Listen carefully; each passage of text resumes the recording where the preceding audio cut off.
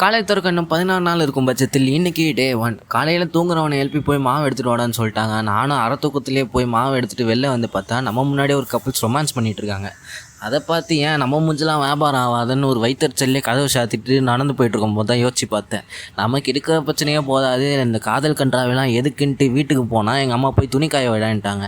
அதை காய வச்சுட்டு கிளிப்பு போட்டு கொஞ்ச நேரம் இயற்கையை ரசிச்சுக்கிட்டே பார்த்துட்டு இருக்கும்போது அப்படியே கீழே வந்து நம்ம மூஞ்சை ரசிச்சுக்கிட்டே இருந்தேன். அதுக்குள்ளே எங்கள் அம்மா இட்லி ரெடி ஆகிடுச்சு வந்து சாப்பிட்றான்னாங்க. 4 இட்லி 2 போண்டா உள்ளே தள்ளிட்டு உண்டை மயக்க கண்ணை சொருவிச்சு. சரி கொஞ்ச நேரம் தூங்கலான்னு தூங்கினவன் தான் எப்போ எழுந்துச்சுன்னு எனக்கே தெரியல. அப்புறம் எழுந்துச்சி கொஞ்சம் எழுத்து வேலை இருந்துச்சு, அதெல்லாம் எழுதிட்டு இன்றைக்கான மோட்டிவேஷன் வேணால் பாஸ் பண்ணி படிச்சுக்கோங்க. அப்புறம் போய் காய வச்சு துணி எடுத்தேன். கூட பார்த்த காரணத்தினால இப்படி ஒரு கேவலமான கெட்டப்பில் யாருன்னா பார்க்குறாங்களான்னு பார்த்துட்டு அப்படியே சைஸாக கீழே இறங்கிட்டேன். கையோடு போய் கடைக்கு அரிசி ஊற வச்சுட்டு அப்படியே வெளில வந்து பார்த்தா பானிபூரி கடை. சரின்னு வீட்டில் எல்லாம் சும்மா இருக்காங்கன்னு பானிபூரி 4 பார்சல் வாங்கிட்டேன். அப்படியே சைக்கிள் கிளம்பியாச்சு. போகிற வழியில் பாட்டு கேட்டுனே அப்படி ஜாலியாக போயாச்சு. வீட்டுக்கு வந்து கொஞ்ச நேரம் ஃப்ரெண்டு கூட கதை பேசிட்டு மறுபடியும் நைட்டு சாப்பாடை சாப்பிட்டு இன்றைக்கி ஒரு டே சக்ஸஸ்ஃபுல்லாக முடிச்சாச்சு. பாய்.